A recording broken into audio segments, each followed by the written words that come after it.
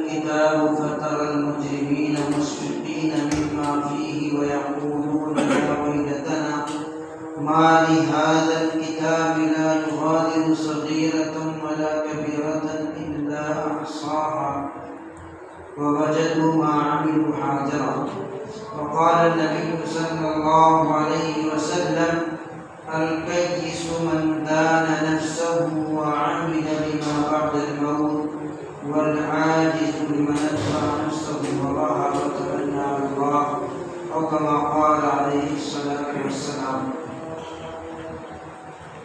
محترم و معزز بزرگوں اور دوستوں، آخرت کے دن پر ہم سب کا ایمان اور یقین ہے. جب تک ہمارا عقیدہ اور ہمارا ایمان آخرت کے دن پر نہیں ہوگا تب تک ایمان مکمل بھی نہیں ہوگا. جس طرح سے اللہ رب العزت پر ایمان لانا ضروری ہے، نبی صلی اللہ علیہ وسلم پر ایمان لانا ضروری ہے، ایسے ہی یوم آخرت اور آخرت کے دن پر ایمان لانا ضروری ہے. ہمارے عقیدے کے اندر شامل ہے آمنت باللہ و ملائکتہ و کتبہ و رسلہ و یوم الآخر. ایمان مفصل کے اندر ہم لوگ اقرار کرتے ہیں کہ میں ایمان لایا آخرت کے دن پر. آخرت کے دن پر ایمان لانے کا مطلب یہ ہے کہ آخرت کے دن ہم کو اللہ رب العزت کے سامنے پیش ہونا ہے اور اپنے اعمال کا حساب دینا ہے. اللہ کے نبی صلی اللہ علیہ وسلم نے بے شمار موقع پر آخرت کے دن پر ایمان لانے کی ترغیب دی اور بہت سارے اعمال کے ساتھ اس کو جوڑا ہے کہ جو شخص اللہ پر اور یوم آخرت پر ایمان رکھے، یوم آخرت پر ایمان رکھنے کا فائدہ اور یوم آخرت پر ایمان لانے کا مطلب ہم کو اس بات کا ڈر اور خوف ہو کہ ہم کو اللہ رب العزت کے سامنے پیش ہو کر کے اپنی زندگی کا حساب دینا ہے. آخرت کی فکر ایک ایسی چیز ہے کہ ہر نیکی کے کرنے میں اور ہر برائی سے بچنے میں وہ مؤثر ہے. جس شخص کو آخرت کا خوف ہوگا، آخرت کی فکر ہوگی، وہ کبھی بھی کوئی گناہ نہیں کرے گا. ہم سے جو نافرمانیاں ہوتی ہیں، اللہ رب العزت کے احکامات ٹوٹتے ہیں، اس کی بنیادی وجہ یہی ہے کہ ہمارے اندر آخرت کی فکر نہیں ہے، دنیاوی زندگی کی فکر ہے. بل تؤثرون الحیاۃ الدنیا والآخرۃ خیر وابقیٰ. اللہ رب العزت ارشاد فرماتے ہیں کہ تم لوگ تو دنیاوی زندگی کو ترجیح دیتے ہو. ترجیح دینے کا مطلب جب بھی تمہارے سامنے مقابلہ دنیا اور آخرت کا ہوتا ہے تو تم دنیا کو ترجیح دیتے ہو اور آخرت کو چھوڑ دیتے ہو. مثال کے طور پر ہم دکان کے اندر ہوں اور نماز کا وقت ہو جائے، دکان بند کرنا پڑے تو ہمارے دل میں بات آتی ہے کہ اگر دکان آدھے گھنٹے کے لیے بند کر دی تو آدھے گھنٹے کا نقصان ہو جائے گا. اب آپ کے سامنے دو چیزیں ہیں، ایک تو یہ کہ یا تو آپ نماز پڑھ لیں اور آدھے گھنٹے کا نقصان کر دیں، اور یا تو پھر آپ دکان میں بیٹھے رہیں اور نماز چھوڑ دیں. تو ہم لوگ دنیا کو ترجیح دیتے ہیں. بل تؤثرون الحیاۃ الدنیا، تم لوگ تو دنیاوی زندگی کو ترجیح دیتے ہو. ہم لوگ چلا رہے ہوتے ہیں، اگر ہر نماز کے وقت 15-20 منٹ کے لیے چھوڑ کر آ جائیں تو ہمارے ذہن میں آتا ہے کہ نقصان ہو جائے گا. تو یا تو ہم اپنے نقصان کو برداشت کر لیں اور یا پھر نماز سے چھوڑنے کو برداشت کر لیں. عام طور پر لوگ یہ کرتے ہیں کہ اپنے کام اور اپنے کاروبار کو ترجیح دیتے ہیں، نماز کو ترک کر دیتے ہیں. یہ مطلب ہوا بل تؤثرون الحیاۃ الدنیا کہ تم لوگ تو دنیاوی زندگی کو ترجیح دیتے ہو. حالانکہ دنیاوی زندگی ترجیح دینے کی چیز نہیں ہے. آگے اللہ رب العزت ارشاد فرما رہے ہیں والآخرۃ خیر وابقیٰ، اس لیے کہ انسان کے سمجھ میں آئے کہ دنیا جس کے لیے میں آخرت کو چھوڑ کر دنیا کو ترجیح دے رہا ہوں، یہ دنیا کوئی دائمی نہیں ہے۔ ہر شخص چاہے تھوڑی بھی اگر اپنے دماغ کے اندر رکھتا ہو تو اس بات کا اعتراف کرتا ہے کہ دنیاوی زندگی دائمی نہیں ہے۔ جب سے ہوش سنبھالے ہیں تب سے نہ جانے کتنے لوگ اپنے سامنے دنیا سے چلے گئے۔ تو دنیا سے جانا ہے، دنیاوی زندگی عارضی ہے، اس چیز کا سب کو اعتراف ہے۔ تو جو دنیا عارضی ہے، چند سال، چند مہینے، چند دن گزار کر یہاں سے جانا ہے، ہمارا دن رات اس کے پیچھے لگتا ہے اور ہم ترجیح اسی کو دیتے ہیں۔ وَالْآخِرَةُ خَيْرٌ وَأَبْقَىٰ، آخرت بہتر ہے اور باقی رہنے والی ہے۔ باقی اس طرح کہ اس کو فنا نہیں ہے۔ دنیا فنا ہوگی، ختم ہوگی، آخرت آئے گی، آخرت کو فنا نہیں ہے، آخرت ہمیشہ رہے گی۔ اللہ رب العزت نے 3 عالم بنائے ہیں۔ ایک عالم ایسا ہے کہ اس میں خوشیاں ہی خوشیاں ہیں، آرام ہی آرام ہے، تکلیف نام کی چیز نہیں ہے، وہ جنت ہے۔ اور ایک عالم وہاں پر تکلیف ہی تکلیف ہے، صدمہ ہی صدمہ ہے، وہ جہنم ہے۔ اور دنیا ایک ایسا عالم، یہاں پر دونوں چیزیں ہیں، خوشی بھی ہے، غمی بھی ہے، آرام بھی ہے، تکلیف بھی ہے۔ لیکن فرق یہ ہے کہ وہ جو دونوں خوشی اور غمی ہے، جنت اور جہنم کی، وہ دائمی ہے، وہ ختم نہیں ہوگی۔ دنیا کی خوشی بھی ختم ہوگی اور غمی بھی ختم ہوگی۔ اگر دنیا کے اندر انسان تکلیف میں بھی ہے تو اس کی تکلیف بھی دائمی نہیں ہے، ایک نہ ایک دن ختم ہو جائے گی۔ نہیں ختم ہوگی تو موت آ کر ختم کر دے گی۔ اور اگر خوشی بھی ہے تو خوشی کوئی دائمی نہیں۔ گنگناتا جا رہا تھا ایک فقیر، دھوپ رہتی ہے نہ سایہ دیر تک، نہ دھوپ دیر تک رہتی ہے نہ سایہ دیر تک رہتا ہے۔ سایہ بھی ہے تو ختم ہوگا اور دھوپ بھی ہے تو ختم ہوگی۔ ایسے ہی اگر زندگی میں آرام اور چین و سکون بھی ہے تو اس کو بھی فنا ہے، اور اگر پریشانی اور مصیبتیں ہیں تو اس کو بھی فنا ہے۔ وَالْآخِرَةُ خَيْرٌ وَأَبْقَىٰ، آخرت بہرحال باقی رہنے والی ہے، چاہے اچھی زندگی ملے آخرت میں، چاہے بری زندگی ملے، بہرحال اس کو بقا ہے، وہ ختم نہیں ہوگی۔ ہر نیکی پر ابھارنے کا ذریعہ، ہر برائی سے بچانے کا ذریعہ فکر آخرت ہے۔ آخرت کی فکر جس کے اندر ہوگی وہ کبھی بھی اللہ رب العزت کے احکامات کو توڑے گا نہیں۔ ہم سے جو نافرمانیاں ہوتی ہیں، گناہ ہوتے ہیں، اللہ رب العزت کے احکامات ٹوٹتے ہیں، وجہ یہ ہے کہ رب کے سامنے کھڑے ہونے کی فکر نہیں ہے۔ جس دن رب کے سامنے کھڑے ہونے کی فکر سوال ہو جائے گی، بندہ پل بھر کے لیے نافرمانی نہیں کرے گا۔ ظاہر سی بات ہے، اگر مجھ کو یہ خوف ہو کہ کل کو میرے رب کے سامنے کھڑے ہو کر کے مجھ کو زندگی کا حساب دینا ہے، رب پوچھے گا نماز فرض کی تھی، پڑھی نہیں پڑھی، جب فکر رہے گی تو پڑھے گا۔ میں کسی گناہ کرنے کی طرف جا رہا ہوں، گناہ کا داغیہ دل کے اندر آ رہا ہے، اگر میرے دل میں فکر ہو کہ آخرت میں مجھ کو جانا ہے، اللہ رب العزت کے سامنے سوال ہوگا، میں گناہ سے بچ جاؤں۔ اگر میں کسی کے ساتھ ناانصافی کر رہا ہوں، کسی پر ظلم کر رہا ہوں، اگر میرے دل میں فکر آخرت ہے کہ مجھ کو آخرت میں پیش ہونا ہے، میں ناانصافی کرنے سے بچوں گا۔ جس کے دل میں فکر آخرت رہے گی ہر گناہ سے بچے گا۔ آخرت کی فکر نہ ہونے کا نتیجہ ہے کہ ہماری زندگیاں گناہوں سے بھری پڑی۔ اس لیے اپنے اندر فکر آخرت پیدا کریں۔ آخرت کی زندگی ہمیشہ کے لیے باقی رہنے والی ہے۔ جس کے اندر فکر آخرت ہوگی ہر عمل کو کرے گا، ہر برائی سے بچے گا۔ صحابہ کرام کے اندر کس طرح سے فکر آخرت تھی اور آخرت کی فکر ان کو کس طرح ستایا کرتی تھی، مشہور حدیث ہے۔ حضرت عثمان بن عفان رضی اللہ تعالیٰ ہم سب جانتے ہیں، خلیفہ ثالث ہیں، اللہ کے نبی صلی اللہ علیہ وسلم کے تیسرے خلیفہ ہیں، جلیل القدر صحابی ہیں۔ دنیا میں اللہ کے نبی صلی اللہ علیہ وسلم نے جنت کی بشارت دے دی ہے، عشرہ مبشرہ کے اندر بھی ہے، خلفائے راشدین میں بھی ہے۔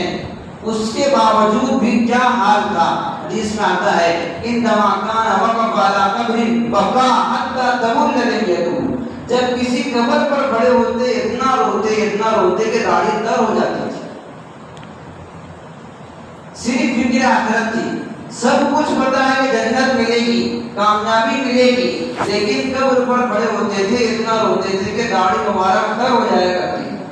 فقیل لہو تذکر الجنت والنار فما تبکی و تبکی من هذا. پوچھا گیا کہ عثمان ابن عفان جنت جہنم کے تذکرے ہوتے ہیں تب تم کو رونا نہیں آتا, تب آپ کے آنسو نکلتے نہیں اور قبر پر کھڑے ہو کر کے روتے ہو. تو کہا ان القبر اول منزل من منازل الاخرہ, قبر آخرت کی منزلوں میں پہلی منزل ہے.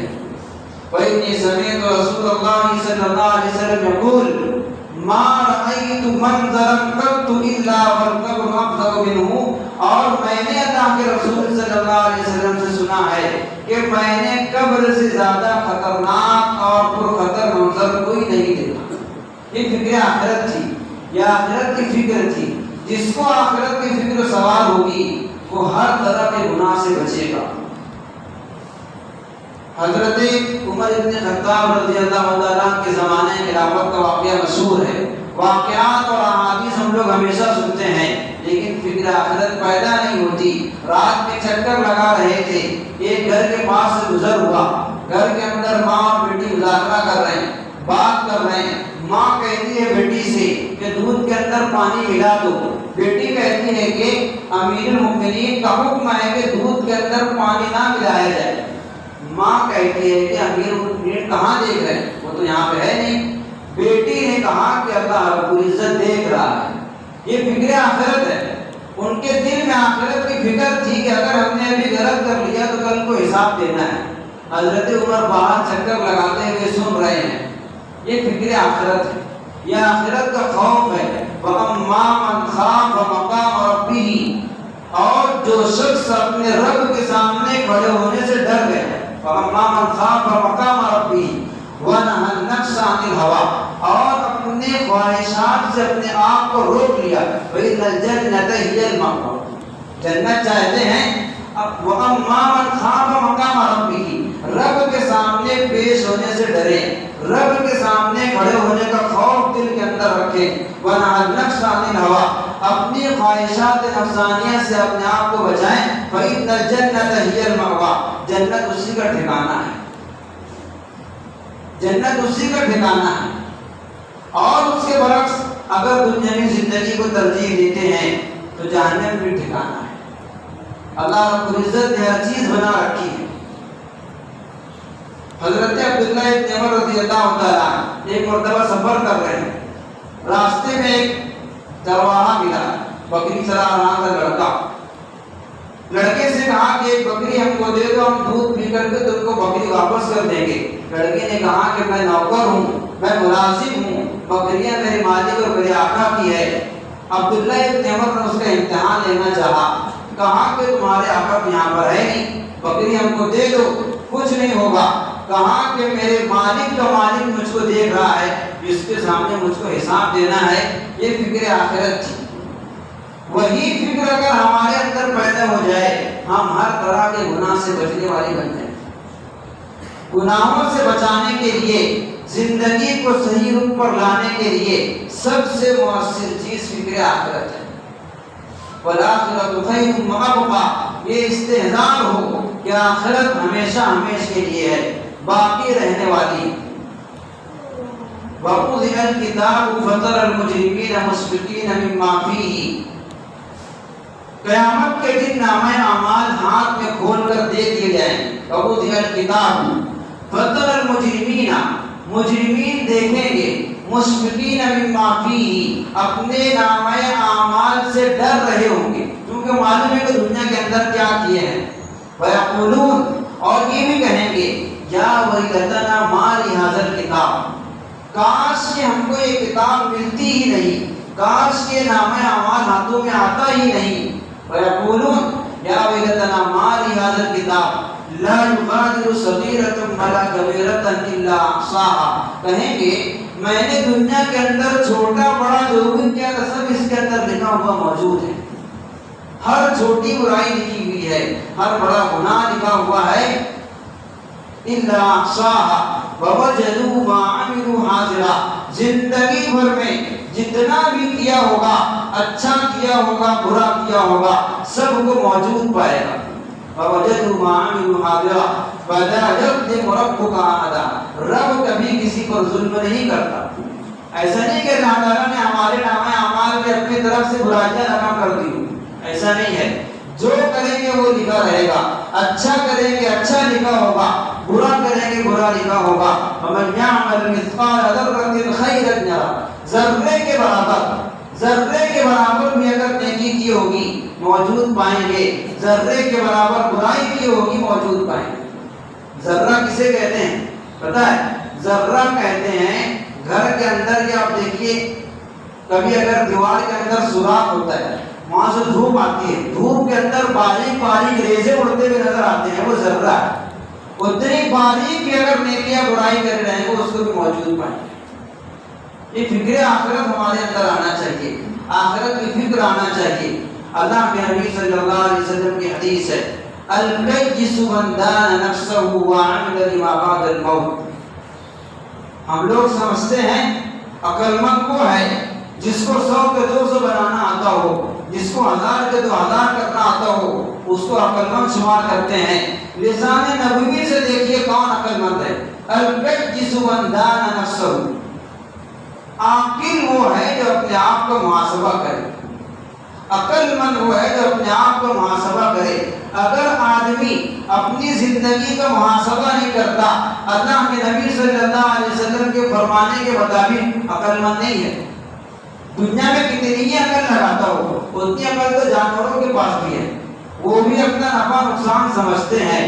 آپ اگر جانور کے سامنے اس کے لیے مضر چیز، نقصان دہ چیز رکھ دیں گے وہ نہیں کھائے گا، اس کو بھی اتنی سمجھ ہے۔ تو اگر دنیاوی زندگی کا نفع نقصان سمجھا تو جانور بھی سمجھتا ہے۔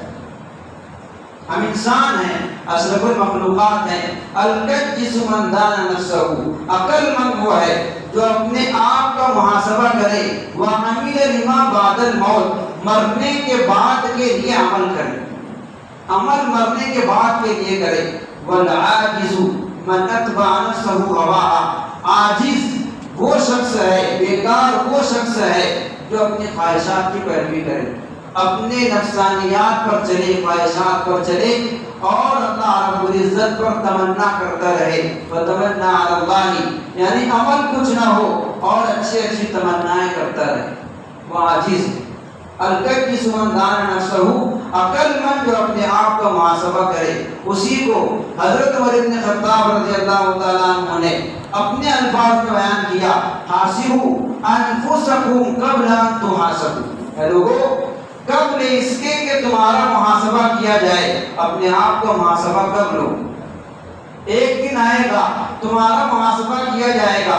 اگر دنیا میں تم نے اپنا محاسبہ کیا ہوگا، اس محاسبے کے اندر کامیاب ہو جاؤ گے، اور اگر اس اپنے آپ کا محاسبہ دنیا کے اندر نہیں کیا، آخرت میں کامیاب نہیں ہوگے۔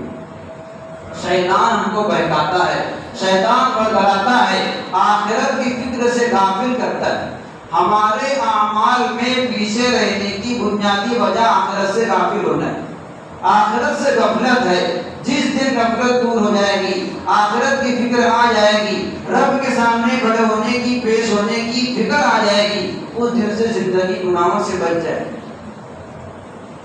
عبدالرحمن ابن القیم جوزی رحمۃ اللہ علیہ اپنی کتاب کے اندر شیطان سے بچنے کا، شیطان کے وسوسوں سے بچنے کا طریقہ بیان کرتے ہیں کہ اگر کبھی ہمارے دل کے اندر برائی کا مادہ پیدا ہو، برائی کا داغیہ پیدا ہو، تو تم شیطان سے یہ کہو کہ تو نے اپنے ساتھ تو بھلائی کی نہیں، تو میرے ساتھ کیا بھلائی کرے گا۔ اگر شیطان کو اپنی بھلائی مقصود ہوتی تو وہ اللہ رب العزت کی نافرمانی کرتا ہی نہیں۔